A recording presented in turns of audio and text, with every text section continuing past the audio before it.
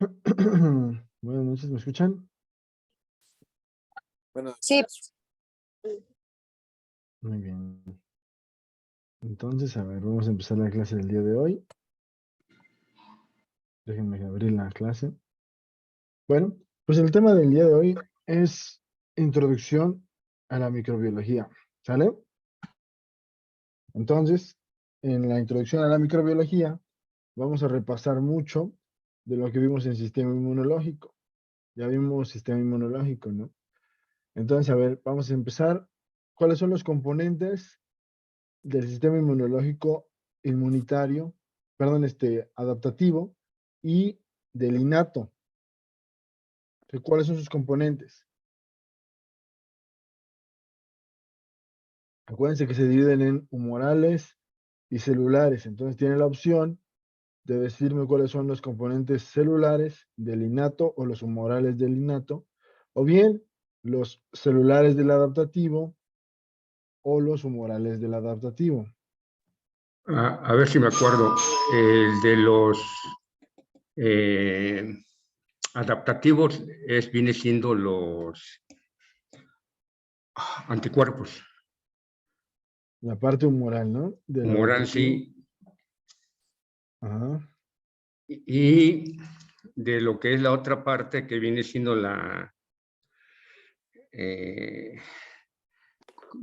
¿cómo se llama? La inapta. La inapta viene siendo la de ¿cómo se llama? Con componente. Algo por ahí, ¿no? Ajá, ¿cuál es el componente entonces? Humoral y celular. No me acuerdo bien, profesor. A ver si otro me ayuda. A ver los demás. Wendy.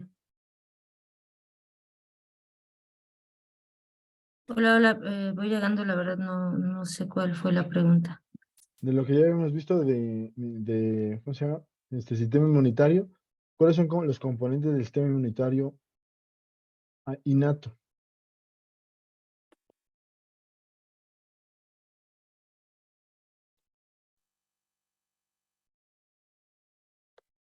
son lo que se revisa también en la biometría hemática, neutrófilos, eosinófilos, que lo acabamos de ver, ¿no? Ujú. Sí, Basófilos pueden entrar. también aparecen, ¿no? Ujú. Los fagocitos, ¿Mm? ¿sale? Pero aquí en los componentes humorales del sistema inmunitario innato es el sistema del complemento. Y la parte celular abarca principalmente los macrófagos, las células dendríticas, ¿sale? Y también entran los granulocitos. Aquí también entrarían los linfocitos natural killer, ¿no? Pero bueno, ese es un tema especial. Hablamos entonces ahorita de microbiología. Empezamos con la clase. Como principios generales, tenemos que las enfermedades infecciosas son causa de muerte, sobre todo en los países desarrollados y sobre todo en los pacientes que cumplen estas dos características. O sea, ya como causa de muerte en pacientes de edad avanzada e inmunodeprimidos. Sin embargo, pues en cualquier paciente se puede presentar la infección. De ahí clasificamos la forma en que los microorganismos nos afectan en 5 categorías. Tenemos los microorganismos intracelulares, ¿sale? De los cuales tenemos virus. Los virus son única y exclusivamente intracelulares. Un virus es un patógeno estrictamente intracelular. ¿Sale? Un parásito estrictamente intracelular. Tenemos bacterias intracelulares que entran en la misma categoría y también tenemos algunos hongos que pueden ser intracelulares. Entonces, pues ahí lo tenemos. Segunda categoría, bacterias extracelulares. Las bacterias extracelulares pueden ocasionar infecciones también porque invaden los tejidos y también generan mucho daño a ellos por su crecimiento mismo, ¿no? Entonces ahí tenemos bacterias extracelulares. Luego seguiremos con los hongos. Ujú. Los hongos, pues también dependen, ¿no? Podemos encontrar, los hongos se estudian así aparte, ¿no? Podemos encontrar hongos intracelulares, hongos extracelulares. Y los parásitos. Los parásitos, que es un tema completamente aparte. Ujú. Porque cada parásito es muy distinto. Entonces, ahorita nos vamos a enfocar sobre todo en ver microorganismos intracelulares, microorganismos extracelulares, bacterias extracelulares y hongos. Es la idea de la clase del día de hoy. En Países Bajos, una atención médica deficiente y la malnutrición, pues también son causas de inmunodepresión que puede fomentar la infección. ¿Sale? Muy bien. ¿Cómo provocan las enfermedades de los microorganismos? Bueno, los microorganismos pueden venir o pueden infectarnos por diferentes orígenes, ya sea otras personas que estén infectadas, algunos animales que también funcionan como vectores, ¿no? O como portadores de las enfermedades, como las ratas, los perros, los gatos, algunas aves. Algunos insectos también funcionan como vectores, como las garrapatas, los mosquitos y en el entorno en general, ¿sale? Pero estos microorganismos patógenos no se encuentran en la flora intestinal normal de las personas sanas. Esto de la flora intestinal, lo que también se le conoce como microbiota intestinal. Ujú. Otra cosa importante que hay que entender es que no todos los microorganismos son patógenos, o sea, no todos los microorganismos causan enfermedad. Tenemos bacterias que algunos autores le llaman bacterias buenas, bacterias malas, ¿no? Como a mí no me gusta tanto el término de bueno y malo, pues podríamos decir que algunas bacterias simplemente causan enfermedad, algunas bacterias o microorganismos no causan enfermedad en condiciones normales y algunas bacterias no causan enfermedad en condiciones, bueno, microorganismos en general no causan enfermedad en condiciones normales, pero en inmunodepresiones sí pueden causar enfermedades. ¿Sale? Ahora, sépanlo también que los microorganismos han evolucionado a la par que nosotros. Nosotros, así como buscamos la supervivencia, pues los microorganismos no es que sean malos en sí, los microorganismos buscan su supervivencia también, pero buscan la supervivencia a través de nuestros recursos, a través de nuestros tejidos, ¿no? Del consumo, de la ocupación de nuestros tejidos. Ujú. Pero buscan lo mismo que nosotros, ¿no? A final de cuentas, nosotros somos un parásito también del ecosistema. Bueno, sin embargo, incluso la microbiota intestinal normal comensal puede ocasionar infecciones. Eso sí, en pacientes inmunodeprimidos, ¿no? O por ejemplo, también lo vemos en la vagina. En la vagina podemos encontrar algunos microorganismos normalmente ahí, ¿no? Que no ocasionan ninguna enfermedad. Pero si la paciente tiene algún desequilibrio de la microbiota vaginal, puede haber una enfermedad, una infección, ¿sí?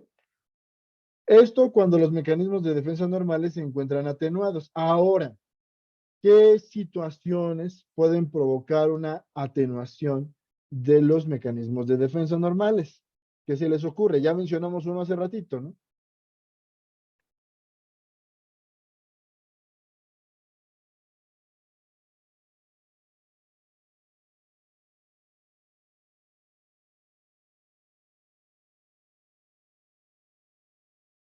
¿Se me escuchan? ¿Se escucha lo que estoy diciendo? Sí, sí, escuchamos. A ver, entonces, para que participen, ¿qué situaciones pueden generar disminución de la respuesta inmunitaria? Ya mencionamos una hace ratito, ¿no? Que mencionamos que en países en vías de desarrollo es frecuente. ¿Por qué? La desnutrición y la mala atención médica y también puede ser el uso de corticosteroides, ¿no? Exactamente, muy buenas respuestas, ¿no? De ahí la malnutrición es un problema importante, ¿no? La desnutrición clínicamente dicho, pues ya lo hemos mencionado, ¿no? Pero también la malnutrición, o sea que a lo mejor el paciente sí come, pero come mal, ¿no? Eso también puede repercutir en el sistema inmunitario. ¿Por qué? ¿Qué ejemplos puede haber de esto? A ver, Wendy.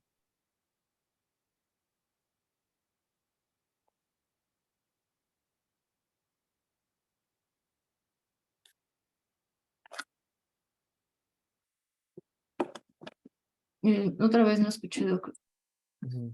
Estamos hablando que la malnutrición puede generar enfermedades o puede contribuir con las enfermedades infecciosas al disminuir o atenuar los mecanismos de defensa normales. ¿En qué situaciones se puede presentar esto?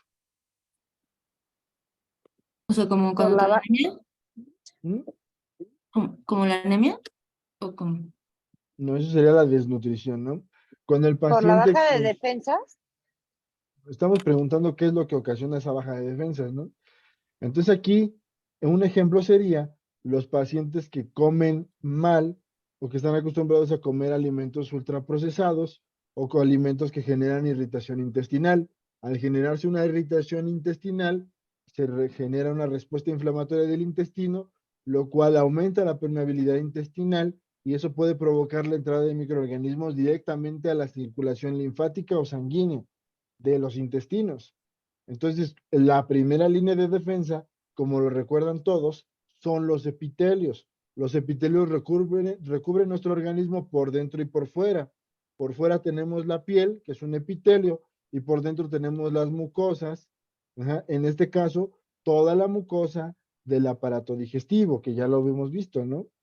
Entonces, la mucosa del aparato digestivo se puede ver afectada cuando el paciente come mal, come irritantes, come picantes en exceso, ¿no? Todo en exceso, pues recuerden que el veneno depende de la dosis. Muy bien, ¿qué otras situaciones pueden provocar disminución de las defensas normales? Ya lo mencionaba hace ratito Josué, ¿no? Los corticosteroides. Los corticosteroides son medicamentos de los cuales el alópata abusa muchísimo.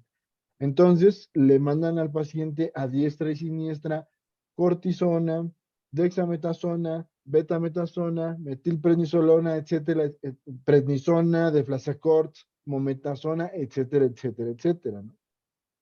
Entonces, el abuso de todos estos medicamentos antiinflamatorios esteroides, ¿sí? Corticosteroides, baja las defensas. Muy bien. ¿Qué otra también tenemos? Ah, bueno, y aquí también cabe mencionar, ¿sí? Que ya la FDA reportó que hay algunos de los suplementos, aparentemente suplementos alimenticios, que aparentan ser normales o que aparentan ser naturales y que también tienen medicamentos ocultos como corticosteroides, ¿no? Un ejemplo, creo que ya lo habíamos mencionado, es el de la ortiga con el ajo rey, que ya se descubrió que tienen corticosteroides ocultos. Entonces hay que siempre en nuestra historia clínica, siempre en nuestro interrogatorio, preguntar qué medicamentos toma el paciente en caso de que ya tome algún medicamento y verificar la seguridad de estos medicamentos. Ok, ¿qué otras situaciones? ¿En qué otras situaciones podemos tener cortisol alto? Pues en situaciones de estrés, de shock, El estrés también puede bajar las defensas, por lo mismo que eleva los niveles de cortisol. Los antiinflamatorios esteroides son análogos todos del cortisol. El cortisol es un antiinflamatorio natural, ¿no? O sea, el cortisol es lo que nosotros tenemos y producimos normalmente en el organismo. ¿Sale? De forma análoga y de forma sintética, se producen los medicamentos como la prednisona, dexametasona, mometasona, betametasona, ¿sí? Pero todos ellos son análogos del cortisol. Muy bien. ¿Qué más? ¿Qué otras situaciones pueden generar inmunodeficiencias? Las enfermedades crónico-degenerativas previas. Un paciente diabético suele tener inmunodepresiones. Un paciente renal, como vimos la enfermedad renal, también tienen inmunodepresiones. El paciente hipertenso, todos estos pacientes que tienen enfermedades crónicas mal controladas, generalmente tienen inmunodeficiencias. Hay algunos otros pacientes que tendrán inmunodeficiencias congénitas, ¿no? ¿Ok? A pacientes que tengan enfermedades inflamatorias crónicas, como los pacientes alérgicos, también tienen inmunodeficiencias porque la misma inflamación de las vías respiratorias disminuye la protección de los epitelios de las vías respiratorias, ¿no? Que también tenemos mucosa en la vía respiratoria. Muy bien. Entonces, eso es por mencionar algunos ejemplos. ¿Por qué vías penetran los microorganismos, las vías de penetración de los microbios o microorganismos? Bueno, tenemos las superficies epiteliales, ¿no? Tenemos microorganismos que se pueden anclar, que se pueden adherir a las superficies epiteliales. Algunos otros microorganismos entran a nuestro propio organismo por inhalación a través de la vía respiratoria. Algunos otros pueden entrar por la ingestión en los alimentos y algunos otros pueden entrar por transmisión sexual. ¿Sale? Esta es la forma en la que nosotros adquirimos al microorganismo. Ujú. Aquí es muy importante también analizarlo, ¿no? Porque muchos pacientes tienen creencias eh, que es importante aclarar. Porque, por ejemplo, los pacientes dicen, a mí me duele la garganta y la traigo muy irritada porque estuve en el frío. Bueno, el frío no tiene nada que ver. El frío puede ser un cambio fuerte de temperatura que baje las defensas del paciente, sí, pero si el paciente tiene dolor e inflamación en su garganta, en su faringe, muy probablemente esté viviendo una infección de las vías respiratorias porque entró un microorganismo a hacer daño. Ese microorganismo se encontró en las mejores condiciones porque a lo mejor el aspirar el aire frío, el cambio brusco de temperatura, bajaron las defensas de la vía respiratoria, ¿no? Pero no quiere decir que el frío te lastime, ¿me explico? Por sí mismo. El paciente dice, no, pues es que estoy así por el frío. No, es un microorganismo que está infectando. Entonces aquí tenemos que explicarle al paciente cómo adquirió el microorganismo. Si el paciente tiene una infección gastrointestinal, muy probablemente lo haya consumido en sus alimentos. Si el paciente tiene una infección de las vías respiratorias altas o bajas, muy probablemente lo inhaló de algún paciente alrededor o de algún microorganismo alrededor, ¿no? Si es de transmisión sexual, pues a lo mejor el paciente muy probablemente lo haya adquirido a través del contacto sexual. Ujú. Y superficies epiteliales, bueno, también puede haber por contacto directo, ¿no? Aquí vamos a describir cada uno de ellos. Primero, la piel. Una epidermis queratinizada intacta frente a las infecciones actúa como una barrera mecánica que tiene un pH bajo, un pH de características ácidas. De ahí vienen todas las variantes que nosotros podemos encontrar, ¿no? En primera, tener alguna lesión en la piel es un factor de riesgo para la infección. Si el paciente, por ejemplo, va a un partido de fútbol y se cae y se raspa la rodilla, ya se perdió la función de esa barrera epitelial. Pueden entrar microorganismos de la tierra o del pasto donde jugó, ajá, y generar una infección. Por eso se tiene que lavar con agua y con jabón. Un paciente que tiene alguna enfermedad en la piel, como una dermatitis atópica, la piel se inflama, se descama, es una piel disfuncional. La barrera normal de la piel no funciona adecuadamente, por lo tanto pueden entrar microorganismos. Un paciente que se lava constantemente la piel, ujú, que se talla la cara, que se talla todo el cuerpo con un zacate y luego se pasa una piedra, pues entonces va a tener factores de riesgo también porque se está quitando la barrera protectora. ¿Cuántas o qué partes de la piel se recomienda tallar? Les pregunto yo a ustedes. Ya los he mencionado, ¿no? Las, Espalda, las que los están miembros. ¿Qué dijeron? las que están ocultas con la ropa. Sobre todo áreas de pliegue, ¿no? Por ejemplo, las axilas sí se pueden tallar, las ingles y la región genital, pues también, los pies también, pero es lo único que se recomienda tallar. Tallar me refiero a ejercer presión con un zacate o con una, bueno, la de la piedra sí es exagerado, ¿no? Pero un zacate se puede utilizar solamente en las axilas, en las ingles y en los pies.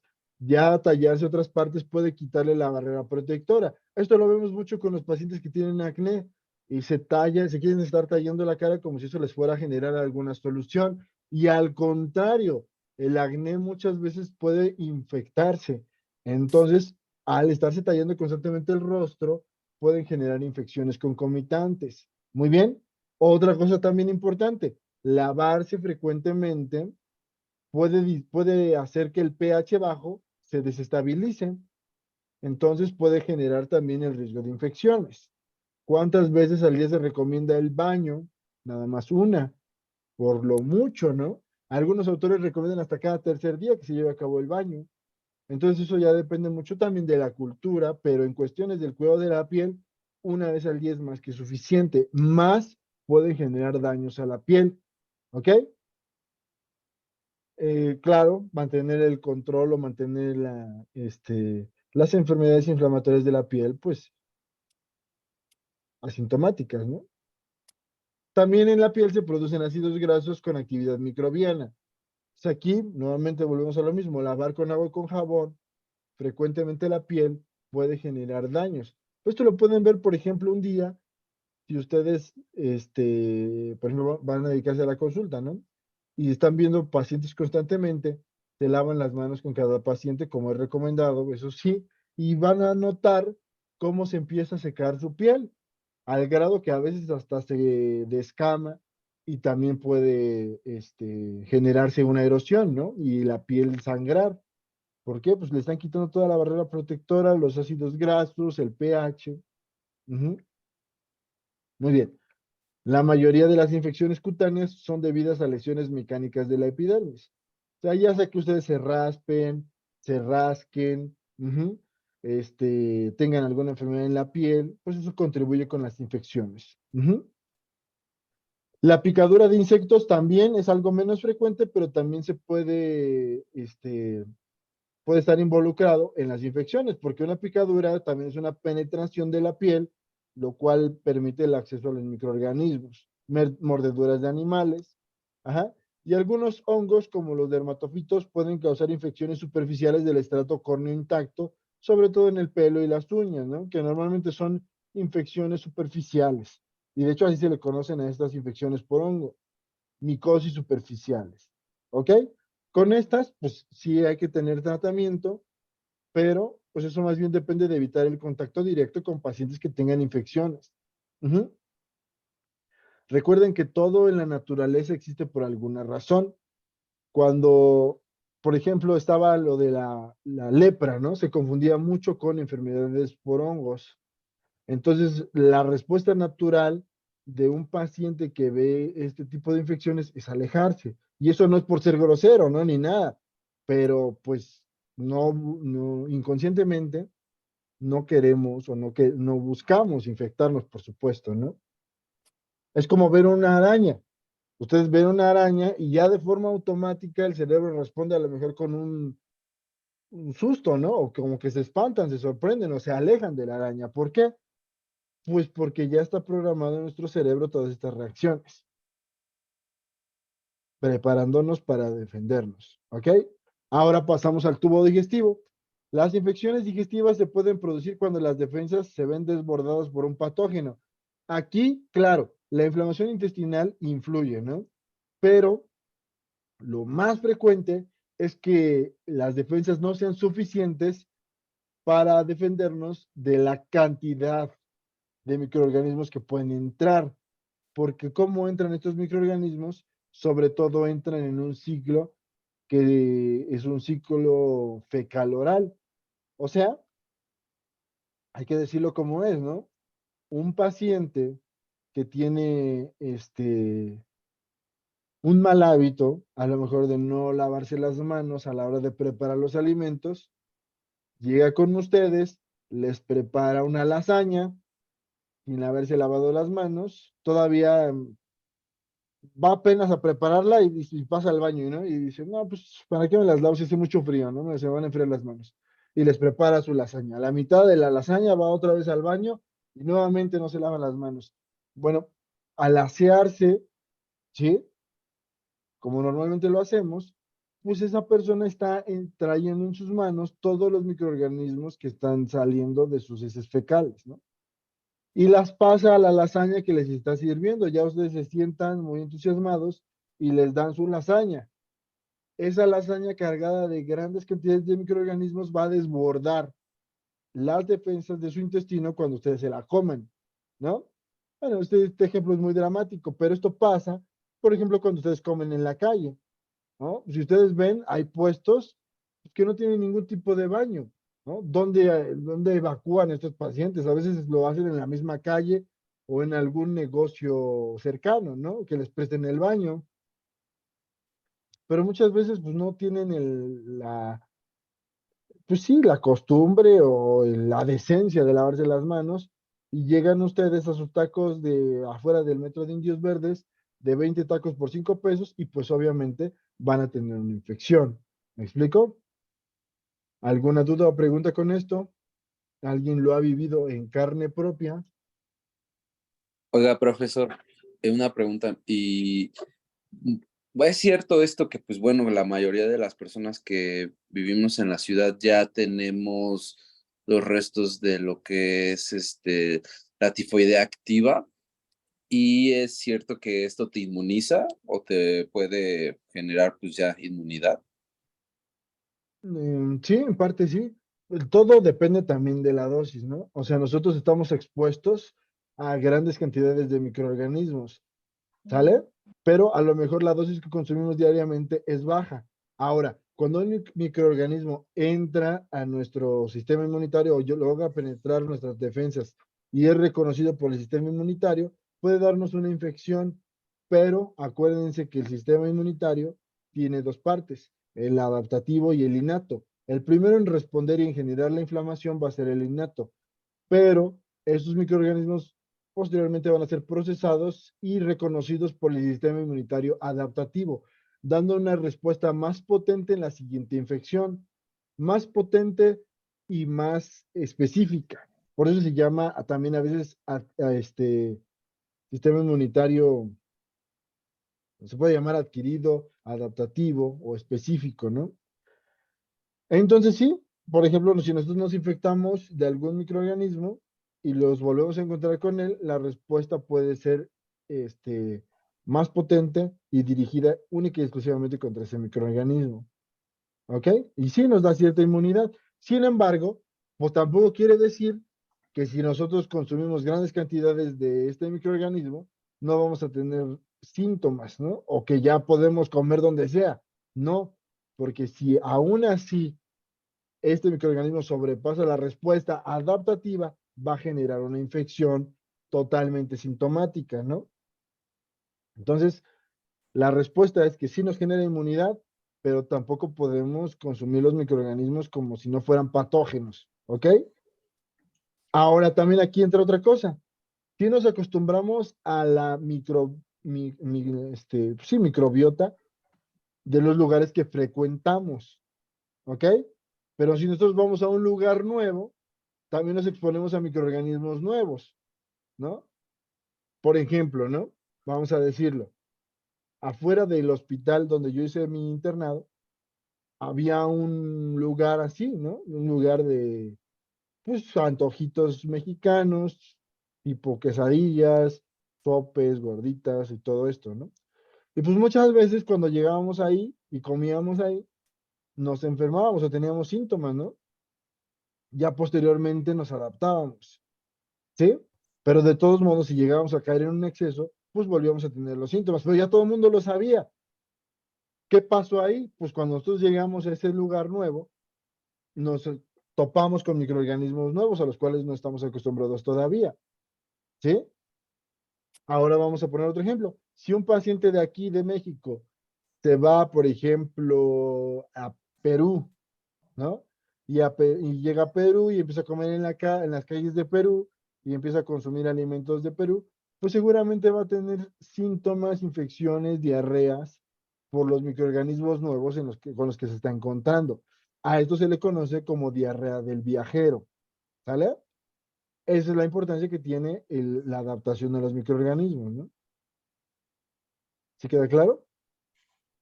Sí, maestro. Muy bien. Profesor, en realidad el lugar más, más higiénico tiene que ser la casa, porque de ahí todos los otros lugares, la verdad, mire, yo no como afuera, y menos así en los changarritos de las calles, ¿no? Y si salgo, salgo a un restaurante de 3 o 4 estrellas, porque pues aquí en México no hay 5 estrellas. O sea, voy a un gourmet, por ejemplo, a un Sud 777. eh, es más, hace poco fui a ese lugar. Eh, Aunque son muy estrictos, pero demasiado estrictos, eso no quiere decir que eso es lo que nosotros vemos cuando nos sirven. Pero ya en la cocina ahí es donde hacen su desastre y nadie los ve, ¿sí? Hace poco me fui a Chan, me enfermé, ¿sí? Y es una cadena norteamericana que es muy conocida. O sea que no hay como la casa, profesor. Y aún en Sí, la no. casa también se enfermó. Sí, sí, claro. O sea, los microorganismos están todo el tiempo a nuestro alrededor. La idea de los alimentos es disminuir la cantidad lo más que se pueda de microorganismos para que nuestro sistema inmunitario no tenga ningún problema con ellos, ¿no? De hecho, pues todo nuestro intestino está lleno de bacterias, ¿sí? Y no necesariamente, bueno, la mayoría del intestino, no todo, pues, pero la mayoría del intestino tiene bacterias y no quiere decir que nos generen enfermedades, ¿no? Solamente en estos casos que haya alguna disminución de las defensas del cuerpo o que la cantidad de microorganismos patógenos desborde las defensas, pues entonces ahí sí va a haber infección, ¿sale? Pero sí, los microorganismos, así ustedes preparen el alimento lo más estéril posible, pues a la hora de que lo ponen en la mesa, lo que lo ponen en cualquier lugar, pues va a haber microorganismos, sepan lo que va a haber microorganismos en la mesa, en el techo de donde estén, ¿sale? En el aire, todos lados hay microorganismos, entonces cuando ustedes los consumen, pasan primero por las defensas de su cuerpo. Solamente que sea un elemento contaminado es capaz de desbordar las defensas de su cuerpo, ¿no? Así es. Y también que tengan alguna inmunodeficiencia o que tengan alguna inflamación intestinal. Ahí sí pueden fomentar la infección. ¿Sale? Ok, otra cosa, profesor. Ujú. Disculpe. Yo por lo general siempre le digo a mi esposa, lava con el agua de la llave. El agua de la llave es mucho mejor que usar el agua electropura. ¿Por qué razón? Porque el agua de la llave, profesor, tiene cloro y él se desinfecta y la electropura pues no tiene nada. Ujú. Claro, siempre ella, sí me hace caso, pero siempre le da unas gotitas de antibacterial. Ujú. ¿Es Se pueden utilizar. correcto? Sí, sí, sí, se pueden utilizar. De hecho, también se puede utilizar gotas de cloro en sus alimentos, pero bueno, en la preparación de sus alimentos, ¿no? Cuando van a cocer, o también cuando, para el lavado de sus trastes, o sea, para el agua se puede utilizar también cloro, ¿no? Aparte del que ya debería entrar en ese tipo de agua, ¿no? Así es. Ujú.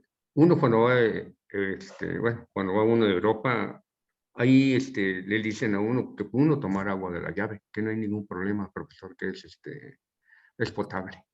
Ujú. Sí, sí, eso sí, también en algunos lugares así pasa, ¿no? Por ejemplo, también en Estados Unidos también así sucede. Pero aquí, bueno, a lo mejor también influye mucho la cultura, ¿no? No estamos tan acostumbrados a eso. Se puede hacer igual, o sea, es lo mismo. Se puede hacer seguramente, aunque tenga cloro o es que no lo podemos saber al 100%, ¿no? Puede ser también que en el mismo trayecto de la tubería que llega a nuestra casa haya algún foco de infección. Por eso sí se recomienda de todos modos utilizar el cloro para purificar esa agua, ¿no? O para poder consumirla o poder utilizarla con otros fines. Porque puede haber alguna llave o alguna tubería que esté llevando microorganismos, ¿no? Eso sí puede pasar en cualquier lado también. O sea, a lo mejor no estamos tan acostumbrados a eso y y también depende, ¿no? Es lo mismo. Depende de la cantidad de microorganismos que consumamos y que nuestras defensas lo puedan soportar. ¿Sale? Entonces, bueno, continuando aquí con el tubo digestivo, disponemos de varios mecanismos locales de defensa. Especialmente importante las secreciones ácidas gástricas. Otra barrera importante que nos protege en el intestino es el ácido tan fuerte que hay en el estómago, ¿no? El ácido del estómago es capaz de destruir gran cantidad de microorganismos, sobre todo bacterias extracelulares, parásitos también, solamente que yo, como les he mencionado, ¿no? Hay microorganismos que han evolucionado a la par que nosotros. Hay microorganismos que son capaces de sobrevivir al ambiente ácido. ¿Ok? También tenemos aquí una capa de moco que recubre todo el tubo digestivo. También es un mecanismo de defensa intestinal. ¿Sale?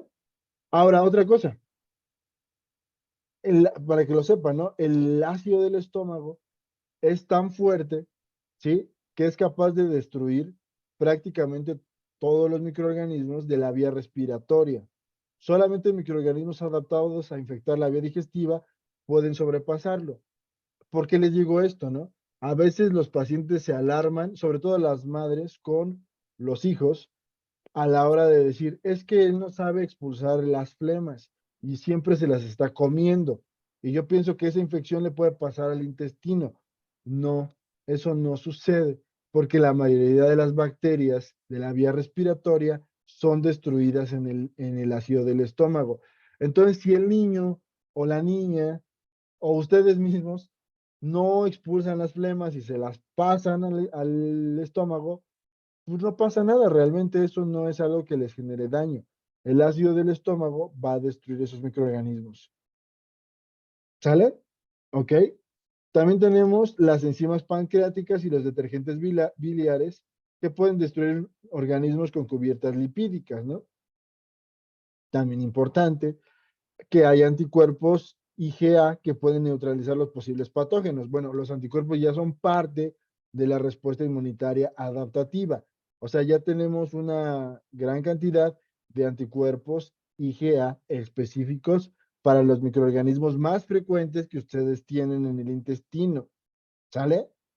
Por ejemplo, seguramente van a tener algunas bacterias de Escherichia coli, ¿no? Escherichia coli, que no necesariamente les van a generar enfermedad porque se mantiene el equilibrio entre el sistema inmunitario y pues la población bacteriana, ¿no? A menos que sus defensas bajen, a menos que el intestino se inflame o a menos que consuman una carga adicional excesiva de bacterias, pues entonces van a generar enfermedad por Escherichia coli, ¿me explico? Eso es lo que quiero que entiendan. Hay algunas otras terapias, por ejemplo, que incluyen el uso de probióticos. Los probióticos, pues, son bacterias que no son patógenas y que mantienen a raya, por así decirlo, a las bacterias patógenas, ¿no? Hagan de cuenta que en el intestino hay un montón, todo un ecosistema de bacterias. Entonces, estas bacterias, hay bacterias patógenas, hay bacterias que no son patógenas, y normalmente las bacterias patógenas compiten por los recursos con las bacterias que no son patógenas, ¿no? Entonces se mantiene un equilibrio. Pero si por alguna razón las bacterias no patógenas disminuyen, entonces las patógenas proliferan y eso puede provocar infecciones, ¿no? Esto nos hace pensar que el abuso también de los antibióticos puede favorecer las infecciones intestinales, aunque suene redundante, ¿no? Porque nosotros con un antibiótico le estamos dando a todas las bacterias del organismo, ¿no? Que sean sensibles de ese antibiótico. Por ejemplo, si nosotros tomamos un antibiótico de amplio espectro, podemos destruir y desequilibrar la microbiota intestinal y podemos destruir bacterias no patógenas y al mismo tiempo hacer que proliferen las bacterias patógenas resistentes a ese antibiótico. Y luego tenemos infecciones, ajá, a pesar de tomar antibiótico, ¿no? O dicen, me tomé el antibiótico y empecé con una infección en el intestino fuertísima, ¿no? ¿Sí me explico? Entonces aquí dice, ¿no? El peristaltismo, que es el movimiento intestinal, impide la proliferación local. También la peristalsis está empujando constantemente las poblaciones bacterianas hacia afuera, manteniendo el equilibrio. Ahora, otro trastorno de la peristalsis también puede provocar proliferación de bacterias patógenas. Por ejemplo, en situaciones de estrés, ¿no? Que el paciente tiene la disminución de la peristalsis.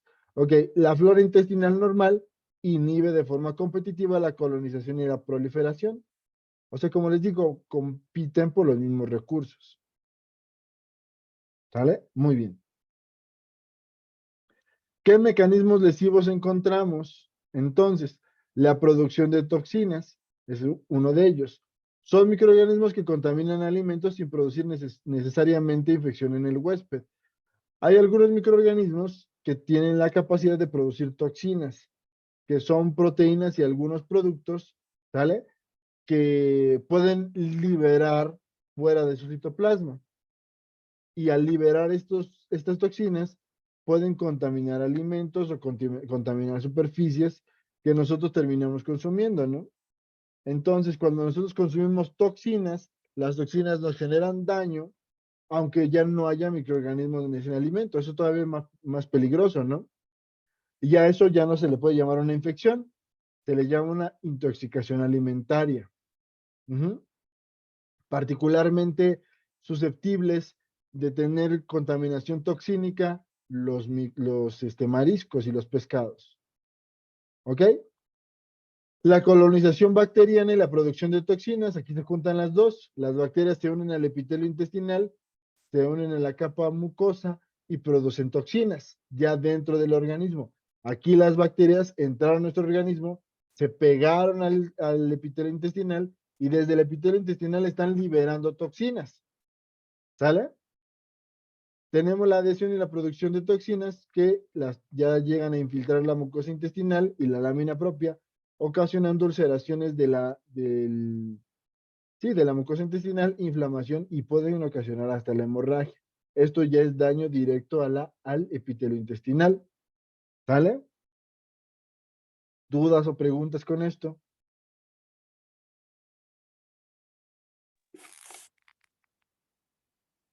Aquí Entonces, bien. ¿qué hacemos? ¿Qué hacemos? Bueno, si se diagnostica ya como una infección, pues hay que tratar de buscar la causa más frecuente de una infección, ¿no? Por ejemplo, ya lo hemos mencionado, los virus dan cierta sintomatología, las bacterias dan cierta sintomatología. Si nosotros determinamos que el paciente tiene una infección bacteriana, pues ahí sí, lo ideal sería poder darle algún antibiótico, además de su medicamento homeopático, ¿no? Porque el antibiótico va a destruir las bacterias que están ocasionando daño. Pero tenemos otras opciones. Ya les decía yo, los probióticos se pueden utilizar en cualquier tipo de infección intestinal porque restablecen o aumentan la cantidad de bacterias no patógenas, suprimiendo o disminuyendo las poblaciones bacterianas patógenas. Número 2, el reposo intestinal es indispensable. Ujú. ¿Cuáles son las partes de la inflamación? ¿Cuáles son los signos de la inflamación? Dolor, Viene siendo bueno, dolor. Sí, sí, adelante, José. dolor, rubor, tumor y hinchazón. Y la pérdida de la función. Depende de la función. Entonces, ¿cuál es la función intestinal? Pues una correcta digestión de los alimentos y La absorción de los alimentos, así es, ¿no? Entonces, muchas veces pasa que el paciente al tener una inflamación intestinal, pues tiene todos estos síntomas, ¿no? Dolor intestinal, distensión abdominal, o puede tener la sensación de la hinchazón, ¿no? El edema, ¿ok? Pues, obviamente ese intestino de momento no va a estar absorbiendo los nutrientes. Entonces, ¿qué es lo correcto aquí? Mantener al paciente hidratado, ¿sale? Y si el paciente, esto también es muy importante, si el paciente no tiene apetito, si el paciente no tiene hambre, no, que no coma el paciente, ¿sale? Esto no sé si ya se los había mencionado, pero que no coma el paciente. O sea, no necesita comer y muchas veces las mamás de los niños pues se espantan, ¿no? Pues es que ¿cómo no va a comer? Pues que no coma el niño. O sea, si el niño aparte, si el niño tiene sobrepeso, no le va a pasar nada al niño que no coma, ¿no? O sea, tampoco quiere decir que la infección le va a durar meses. El paciente puede pasar bien 2 o 3 días sin consumir alimentos. No pasa nada porque tiene reservas, ajá, energéticas, ¿sí? Solo que ya tengan un paciente desnutrido, pues ya, ¿no?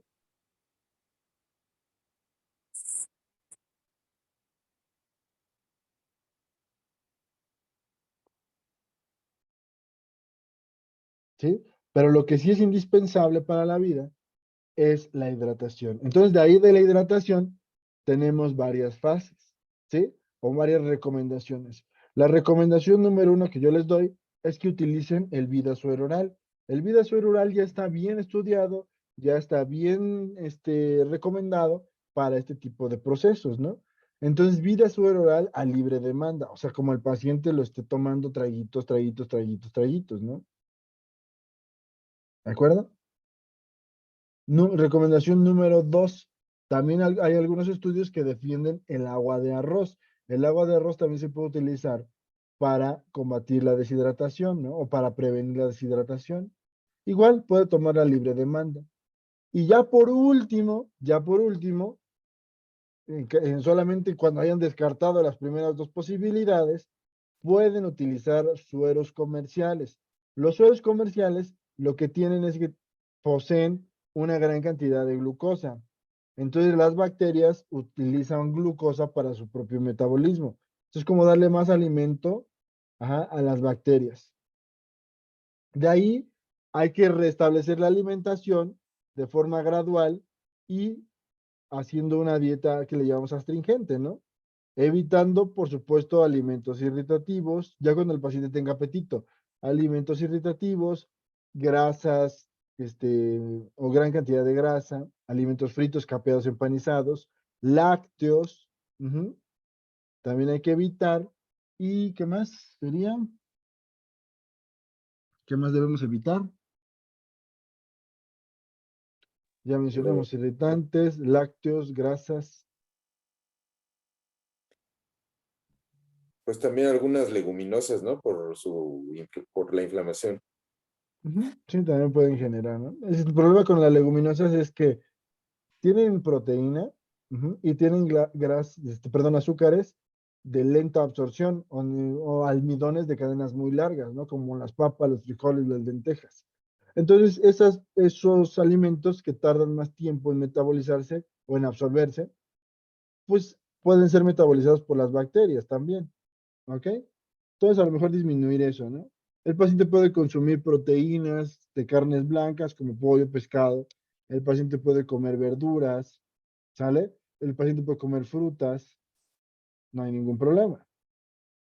Continuamos con el aparato respiratorio. A diario, así como en la vía digestiva, consumimos diariamente microorganismos, a diario inhalamos una gran cantidad de microorganismos por la vía respiratoria.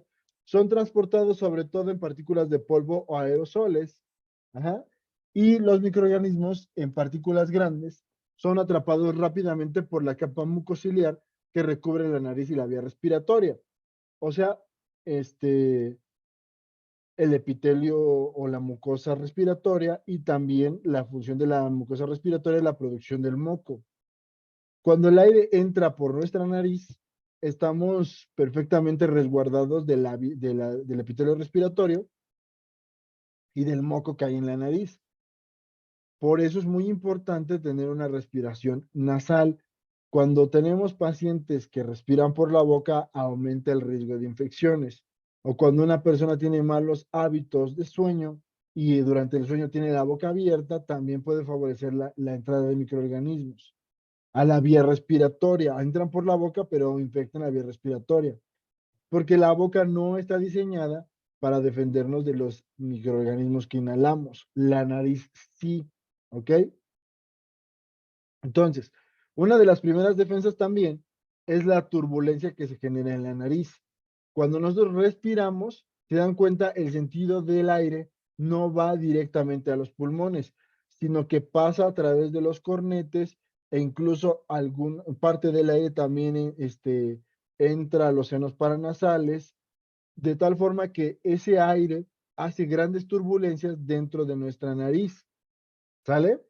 Con la finalidad de que microorganismos grandes, dentro de toda esa turbulencia, se queden en el epitelio respiratorio o se queden en el moco del epitelio respiratorio. Y nosotros lo podamos expulsar a través del moco que todos producimos, ¿no? O bien, tragarlo hacia la vía digestiva y destruirlo por el estómago, ¿no? Por el ácido del estómago. Bueno, posteriormente, los microorganismos que se capturaron en el moco, en el epitelio respiratorio, son transportados por los cilios, que son como unas patitas que van moviendo todas las partículas, hasta la parte posterior de la garganta, donde son ingeridos y eliminados, ¿no? Como les mencionaba. Ahora, esto con partículas grandes. Partículas de tamaño inferior a los 5 micrómetros penetran hasta los alvéolos, se pueden llegar hasta los alvéolos, pero pues en los alvéolos se van a topar con los fagocitos, ¿no? Los macrófagos alveolares. Aquí dice donde son fagocitados por los leucocitos. En este caso, pues, macrófagos alveolares. Esto, bueno, teniendo en cuenta pues que todo funciona adecuadamente. Si el paciente tiene alergias, si el paciente consume alguna sustancia que irrite la vía respiratoria, como el tabaco, pues favorece muchísimo las infecciones, ¿sí? También depende de la cantidad de microorganismos que puedan entrar, ¿no? O sea, no es lo mismo pasar al lado de una persona y estornuda a la persona, ¿no? A estar todo el día con una persona infectada que está estornuda y estornuda y estornude. Esto es cuestión de probabilidades, ¿no? ¿Cuáles son los dos factores más importantes de las infecciones? Por las características y la cantidad de microorganismo y las características de nuestro sistema de defensas, ¿no? Pero sépanlo que eso es un factor de riesgo. Fumar, estar expuestos a pacientes enfermos. También, ¿qué otros hábitos pueden ser irritativos? Los aires acondicionados también pueden generar irritación de las vías respiratorias. Las exposiciones y la inhalación de aire frío seco también puede irritar la vía respiratoria. Ajá. O sea, la sequedad de la vía respiratoria por el aire frío seco puede provocar disfunciones de la mucosa respiratoria. ¿Sale? ¿Hasta aquí alguna duda, pregunta? Profe, bueno, una pregunta. ¿Qué tan cierto es que una enfermedad respiratoria, por ejemplo, pues en este caso que fue el COVID, pueda penetrar por lo que es los ojos? Ujú. Sí, sí, se puede porque nuestro, si lo vemos desde el punto de vista de la otorrinolaringología, todo está conectado. Las, el oído está conectado con la faringe, la nariz, por supuesto, también está conectada con la faringe, la boca también se conecta con la faringe y los ojos también tienen drenaje hacia las vías respiratorias. Ujú. Entonces, sí, sí puede pasar. ¿Ok? ¿Sale? Todo está conectado. De hecho, podemos ver cómo hay infecciones en la garganta, infecciones faríngeas, que pueden pasarse al oído, ¿no? O puede haber infecciones en la garganta que comprometan la trompa de Eustaquio, que es la estructura que conecta la faringe con el oído, ¿no? Y el paciente empieza a tener zumbido de oídos o empieza a tener crujidos en los oídos, ujú, cuando tiene una infección en la garganta, ¿no? Muy bien, seguimos avanzando. Mecanismos lesivos, bueno, algunos microorganismos se fijan a las células epiteliales y penetran en estas. Bueno, esto fue, por ejemplo, lo que sucede con el COVID, ¿no? El COVID se puede adherir al epitelio respiratorio y penetrarlo. Eso es uno de los peligros. De hecho, la mayoría de los virus tienen este mecanismo. Por eso las infecciones de las vías respiratorias son más de 90% virales, porque los virus sí tienen esta característica, son más volátiles, las bacterias son más grandes y tampoco tienen esta característica todas las bacterias de adherirse al epitelio respiratorio, ¿no? Y bien, en la vía perdón, en la vía digestiva es al revés. En la vía digestiva suelen infectar más frecuentemente las bacterias, ¿ok? Tenemos la resistencia primaria a la destrucción tras la fagocitosis y también otros microorganismos producen enfermedad cuando las defensas locales o sistémicas se encuentran alteradas.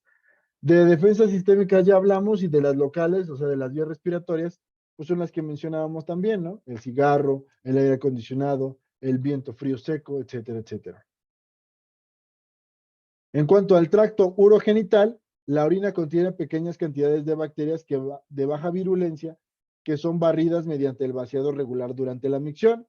Entonces, orinar y orinar completo es un mecanismo de defensa también, porque la orina y la micción barre a los microorganismos de la uretra, a los microorganismos que puedan alojarse en el glande, por ejemplo, en la uretra femenina también, en la vulva.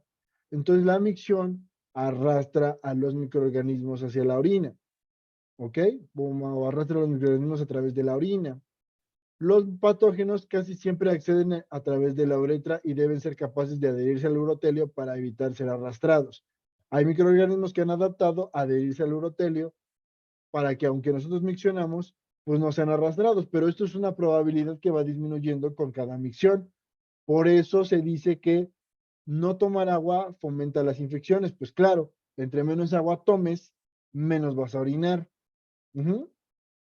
Porque los riñones, recordemos que tienen la capacidad de diluir o concentrar la orina. Entonces, entre más agua tomas, más orinas. Entre más orinas, más limpieza o más barrido estás llevando a cabo de tu vía urinaria, ¿no?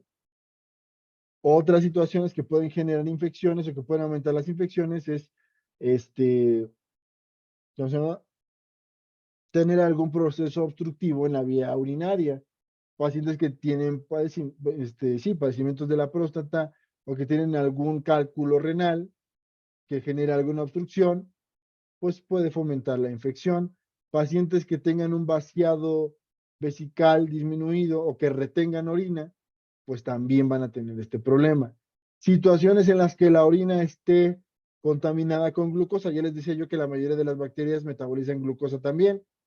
¿En qué situaciones puede haber glucosa en la orina?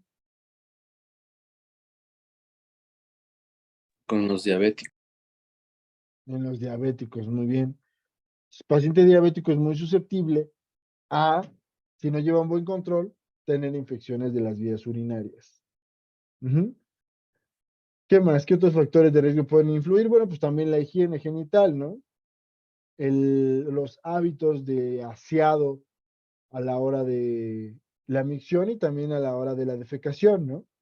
Acuérdense que también la mayoría de las infecciones, sobre todo en mujeres, se dan por un mal hábito de limpieza, ¿no? ¿Cómo se deben lavar o asear las mujeres las regiones genitales y anales, ¿no? ¿Cómo se debe asear? ¿En qué sentido? De adentro hacia afuera. Bueno, No, de pero afuera hacia adentro. vamos a decirlo así, ¿no? De adelante hacia atrás o de atrás hacia adelante. Por ejemplo, a la hora de ir a hacer pipí, ¿cómo se deben limpiar? ¿De adelante hacia atrás o de atrás hacia adelante? De adelante hacia atrás. Ujú. Porque si lo hacen al revés, pueden arrastrar bacterias del ano hacia la vulva, ¿no? Y hacia la vagina y hacia la uretra. ¿Ok? Muy bien. Entonces eso se tiene que enseñar desde chiquitos, ¿no? La obstrucción del flujo urinario o reflejo de la orina también predisponen a la infección. Desde la pubertad hasta la menopausia, la vagina se encuentra protegida mediante lactobacilos que fermentan la glucosa y producen el ácido láctico. Y el ácido láctico, en estos casos, pues es también un protector, ¿no? Ahora, si hay algún desequilibrio de la microbiota vaginal por el consumo de antibióticos o por anticonceptivos o por relaciones sexuales, pues la paciente es más susceptible de infectarse, ¿no? El problema con las relaciones sexuales es que el pH masculino o el pH sí, de las secreciones masculinas es distinto. Entonces puede cambiar el pH y fomentar las infecciones. ¿Ok? Muy bien. ¿Alguna duda, pregunta que tengan con esto? También ahí creo que como dato es pues que bueno, una obstrucción que pues puede provocar más infección de vías urinarias es el embarazo, pues en el caso de las mujeres. Ujú, sí, exactamente, ¿no? Las mujeres también se infectan más porque su uretra es más corta, ¿no? Es más fácil que los microorganismos avancen por la uretra más corta. Pero sí, muy bien. Ahora, y también los pacientes embarazadas tienen inmunosupresiones, ¿no? Inmunodepresiones porque están embarazadas. La transmisión vertical es la transmisión placentaria fetal cuando un patógeno infecta a la madre durante el embarazo. Ajá.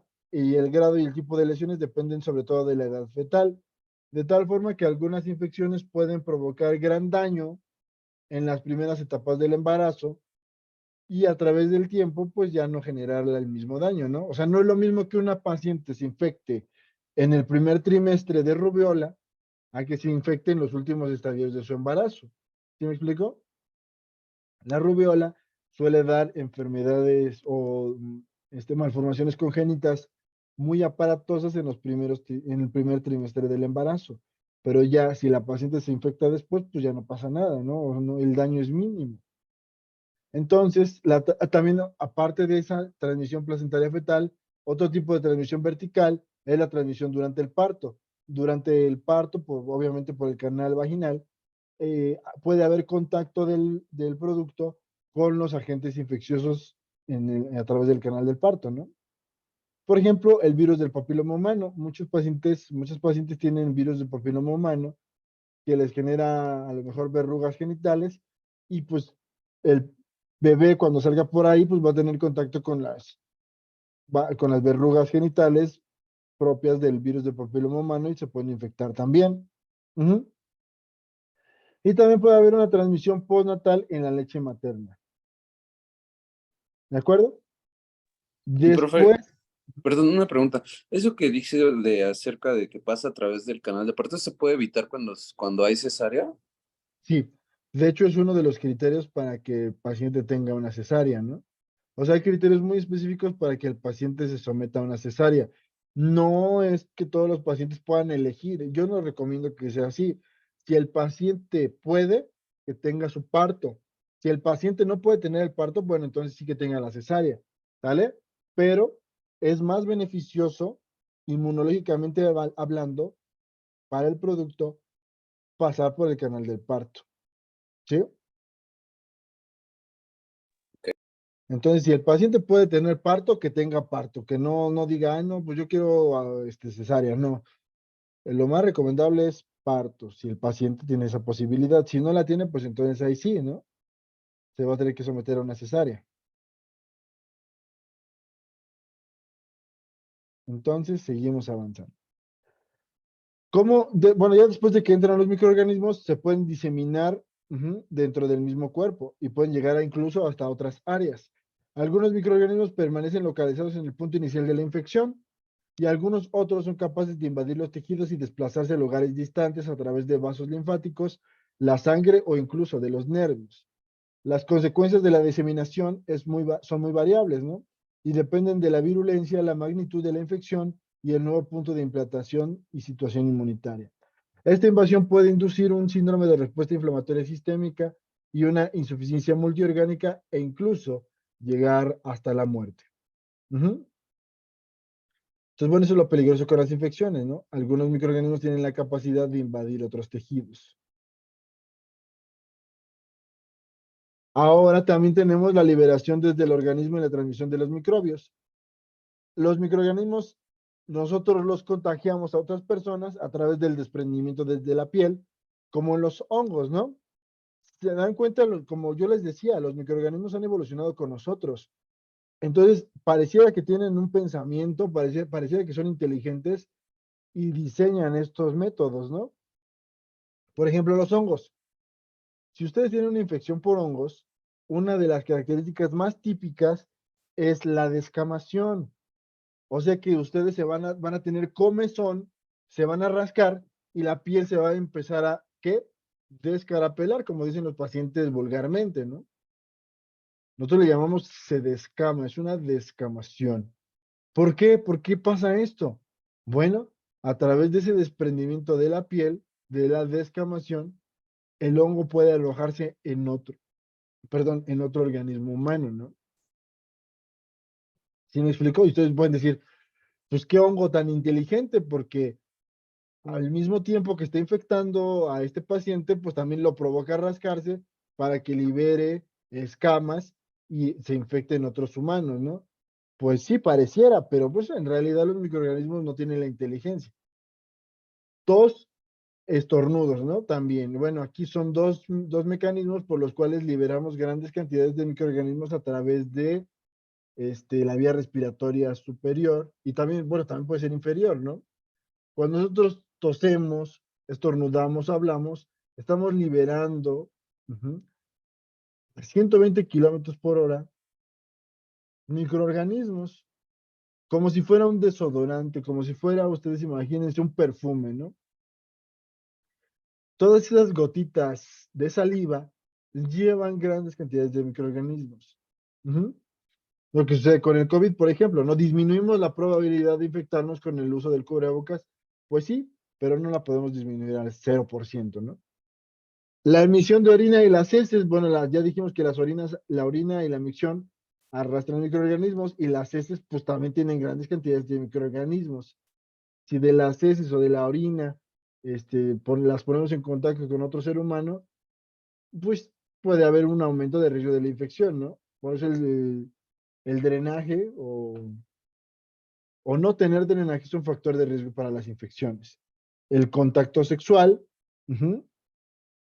el aparato genital, pues está descubierto de, de piel resistente como lo tenemos por fuera, ¿no? También es mucosa. Y pasa otra cosa aquí. Si nuestra mucosa está intacta, ¿de acuerdo? No hay problema, o no debería haber problema. Pero aquí la cuestión es que durante el acto sexual siempre hay microtraumatismos, erosiones microscópicas, ¿sí?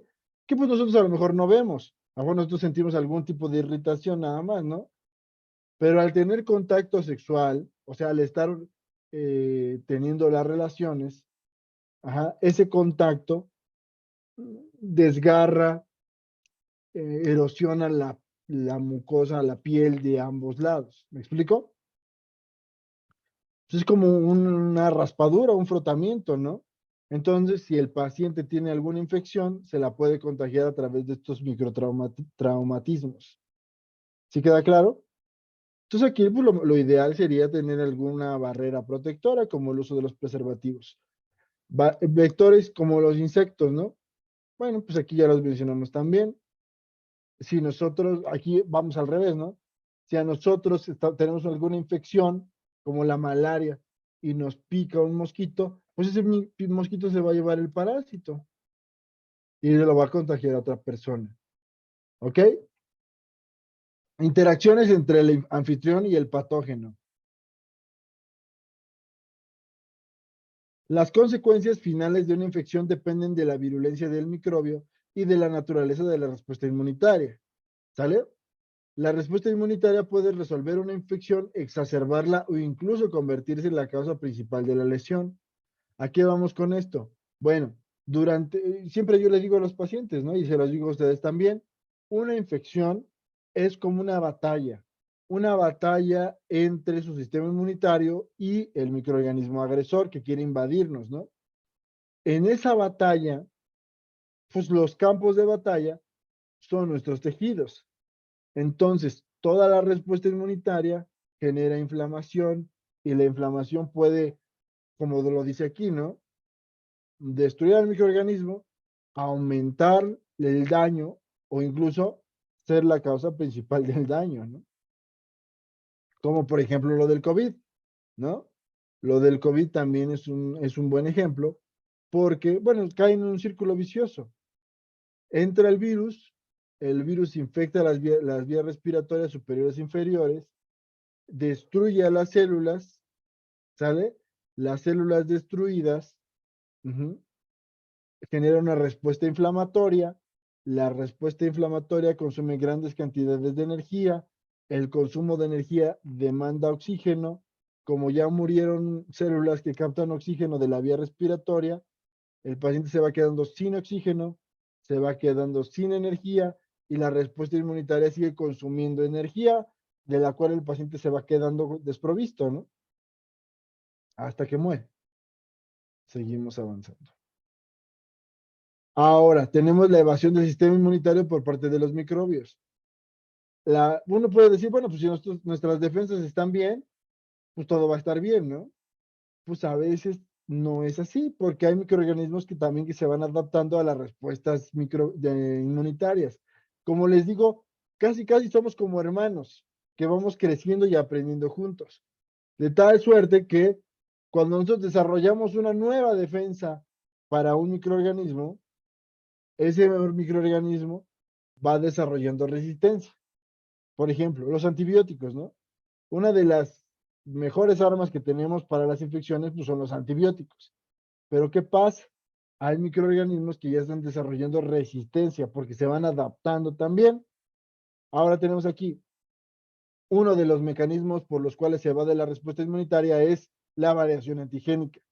La variación antigénica tiene la capacidad de burlar las defensas mediadas por anticuerpos. ¿Se acuerdan cuando vimos sistema inmunitario adaptativo que dijimos que era muy específico, ¿no? O sea, las defensas o el sistema inmunitario adaptativo es específico para un tipo de microorganismo nada más. ¿Se acuerdan de eso? Sí, ¿Sí? maestro. Porque Sí. reconoce patrones específicos de proteínas. ¿Qué hicieron los microorganismos? Que les digo que pareciera que piensan, ¿qué hicieron para evadir esto? Pues dijeron, bueno, vamos a trabajar con proteínas distintas. De tal suerte que hay microorganismos que tienen una proteína que es reconocida por el sistema inmunitario y después la cambian como si fuera un microorganismo totalmente distinto y el sistema inmunitario ya no lo reconoce porque es muy específico. ¿Sí me explicó? Esto nos explica por qué, ustedes se han preguntado por qué hay cepas de influenza anuales. ¿Por qué cada año nos tenemos que vacunar de la influenza? Si se supone que es el mismo virus, el virus de la influenza, ¿no? Por las Pues mutaciones, ¿no, profesor? exactamente, las mutaciones llevan al virus de la influenza a tener variaciones antigénicas. O sea, nosotros reconocemos unas proteínas del virus y luego el virus, el mismo virus, las cambia. Entonces nuestro sistema inmunitario ya no las reconoce. Por eso no tenemos cura para enfermedades.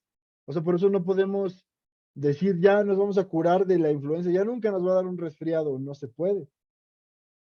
Porque sigue cambiando. Ujú. Resistencia a péptidos antimicrobianos. ¿Sale? Hay algunos microorganismos que han evolucionado para poder liberar proteínas que inactivan o degradan los péptidos antimicrobianos. Por ejemplo, tenemos bacterias en la piel que tienen la capacidad de destruir estos ácidos o de degradar las enzimas que nos protegen en la piel, ¿no? Y así, pues, aumentar las probabilidades de infectarnos. La resistencia a la fagocitosis es otro mecanismo muy importante, ¿no? Algunos microorganismos han desarrollado cápsulas de hidratos de carbono, algunas inhibición de las opsoninas, algunas proteínas que destruyen a los mismos fagocitos, algunos pueden bloquear la fusión del lisosoma con el fagolisosoma, etcétera, etcétera, ¿no? Un ejemplo de esto es la tuberculosis. La bacteria de la tuberculosis, del Mycobacterium tuberculosis, puede estar en nuestra célula, dentro de una célula, y evitar la fagocitosis. Y ya ahora vivimos con la célula, con el macrófago, que tiene dentro a la tuberculosis, al bacilo de la tuberculosis, no nos infecta, ¿no? Pero ahí está. No lo podemos matar, no lo podemos eliminar. Está sobreviviendo, ¿no? Bloqueo de la apoptosis. Algunos microorganismos liberan proteínas que interfieren con la apoptosis de la célula infectada. Esto, por ejemplo, en enfermedades virales, ¿no? Ustedes se acuerdan que cuando vimos sistema inmunitario, vimos que las células infectadas por virus, el organismo o las defensas optan por destruir esa célula infectada, ¿no? Entonces, hay virus que dicen, no, pues vamos a producir proteínas que inactiven o que disminuyan la apoptosis. Ujú. Y entonces la célula está infectada y sobrevive. Ejemplo de esto, el virus de papiloma humano. Y de hecho esto es el preludio de enfermedades como el cáncer ocasionadas por microorganismos, ¿no? Como el virus del papiloma humano puede ocasionar cáncer cervicouterino. Resistencia a las defensas mediadas por citocinas, quimiosinas o el complemento, ¿no? Que ya pueden depender de cada microorganismo en particular. Ahora, ¿qué efectos nocivos tiene nuestra propia respuesta? Ajá. Bueno, que la respuesta inmunitaria del anfitrión puede ser la causa principal de daño infligido a los tejidos. La reactividad cruzada es uno de ellos. Por ejemplo, hay veces en los cuales nosotros reconocemos algún microorganismo, pero ese microorganismo produce proteínas muy semejantes, muy similares a proteínas que nosotros tenemos en el organismo. Entonces se producen anticuerpos para combatir esta proteína de la bacteria y sin quererlo también se reconocen las proteínas de nuestro propio cuerpo, ¿no? Por ejemplo, lo que vemos en la glomerulonefritis post-estreptocóxica, ¿no? La fiebre reumática. ¿Sí me explicó? Algunos microorganismos sobreviven a la respuesta inmunitaria y pueden estar activando constantemente la inflamación. Eso nos da una inflamación crónica, ¿no? Las lesiones en el anfitrión se presentan de la siguiente manera. Hay cambios en las células que pueden ser muerte o transformación, la liberación de toxinas o enzimas y también la capacidad de los microorganismos de inducir respuestas inflamatorias. ¿Sale? Esto pues ya depende de cada microorganismo, ¿no? Cómo daña cada microorganismo, que eso lo podemos ver más adelante cuando empecemos a ver enfermedades infecciosas específicas, ¿no? Pero bueno, ¿alguna duda o pregunta con este tema? Hasta ahorita, tema muy interesante, ¿no? Sí, muy interesante y muy bueno.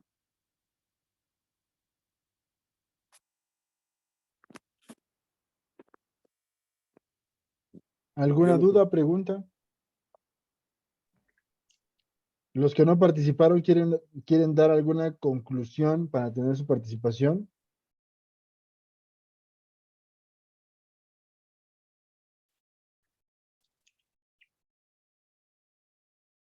Dudas, preguntas, comentarios. Pues yo puedo hacer un comentario. Considero que las bacterias, la verdad, así como usted lo ha expresado, considero que sí son inteligentes, aunque se escuche mal, pero a mi parecer son muy inteligentes. Uno los quiere matar, profesor, no los puede uno matar ni con el mejor antibiótico. Ellos conocen todos los caminos que hay por dentro de nuestro cuerpo. Así como nosotros conocemos la Ciudad de México, todas las vías, ellos conocen todos los vericuetos. Y cuando nosotros los queremos matar, haga de cuenta como un mosquito, cuando uno lo quiere matar, ¿qué es lo que hace? Se va al suelo. ¿Por qué? Porque el aerosol es más volátil y sube. Entonces, él está volando por abajo. Así son los microbios. Saben, conocen y son mucho más inteligentes que nosotros. Esa es mi opinión. Sí, claro. Efectivamente, se van adaptando y van reconociendo estos patrones o van adoptando los comportamientos que les permiten sobrevivir, ¿no? Eso sí, también importante mencionarlo, ¿no? Como todo microorganismo sobre la Tierra, ¿no? Como todo ser vivo, buscan la supervivencia, preservar su especie, la reproducción, por supuesto, ¿no? Entonces, lo malo aquí o lo que nosotros consideramos malo, pues es que lo hace a través de nuestros tejidos. Para un microorganismo, nuestros tejidos es como encontrar una casa, ¿no? Para nosotros. Encuentran una casa, encuentran un hogar y dicen, esto, aquí yo puedo sobrevivir, a esto me permite sobrevivir, ¿no? Eso es lo que ellos buscan. Ujú. Ellos están, pues desde que nosotros nacemos y pues, se quedan hasta que nosotros morimos, ¿no? Porque ya cuando nosotros morimos, somos invadidos por todas las bacterias y por todos los microorganismos que estaban en nuestro propio cuerpo, ¿no? Han visto que, por ejemplo, los pacientes que fallecen, pues hasta se dice vulgarmente, ¿no? Que se hinchan, ¿no? O que se inflan. ¿Por qué? Pues porque las bacterias pues están dando rienda suelta a todo lo que hay en el intestino, ¿no? Hasta ya el mismo intestino lo pueden consumir. Y dentro de ese metabolismo, acuérdense que se producen gases por la fermentación y pues el gas infla, literalmente, ¿no? Al paciente muerto. ¿Ok? Entonces, pues sí, los microorganismos están desde que nosotros nacemos hasta que morimos y se van adaptando con nosotros. Nosotros desarrollamos algún tipo de defensa y ellos se van a adaptar. Sepan lo que se van a adaptar. Así como nosotros nos adaptamos a ellos se van adaptando a nosotros. Entonces, pues, la respuesta aquí con nuestro tratamiento, que es el tratamiento de la medicina homeopática, es más que atacar, o sea, la medicina homeopática, sepan que no destruye microorganismos por sí misma. El medicamento homeopático estimula y restablece el sistema inmunitario para que él mismo sea capaz de eliminar la infección. Entonces, esto es mucho mejor atenderlo con homeopatía. Claro, no descartamos por completo el uso de los antibióticos, pero esa no es la respuesta, no es la respuesta definitiva. ¿Por qué? Porque vemos pacientes que llevan un tratamiento con antibiótico, 2 tratamientos con antibiótico, ya le dieron 3, 4, 5 tratamientos con antibiótico y sigue infectándose. Por ejemplo, lo vemos en los pacientes que tienen infecciones en la garganta de repetición, ¿no? El paciente tiro por viaje tiene infección, inflamación en la garganta y le dan un antibiótico, luego le dan otro, luego le dan otro y llega la mamá ya desesperada, ¿no?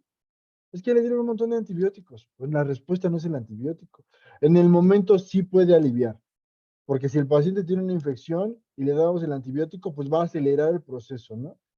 Pero que el paciente se esté infecte, eso depende más de las defensas o de la susceptibilidad del paciente, ¿sí? De infectarse. O sea, no tiene la capacidad de sobrepasar, no tiene la capacidad de combatir la infección en cualquier parte, ¿no? Si ese es del intestino, ¿qué está pasando en ese intestino que no combate las infecciones? Si es en la vía respiratoria, ¿qué está pasando en esa vía respiratoria? Si es en la piel, ¿y qué hace el paciente con su piel que tiene tantos problemas con las infecciones, ¿no? ¿Sí me explico? Esa es la cuestión. Entonces, bueno, si no hay más dudas, preguntas o participaciones, que conste que pregunté, pues ya nada más se quedan con participaciones aquellos que hayan hablado. Pues dejamos la clase hasta aquí, ¿sale? Mi nombre es Raúl Cruz y nos estamos viendo. Gracias, maestro. Hasta luego, Buenas noches. descansen. Buenas noches. Hasta luego. Buenas noches.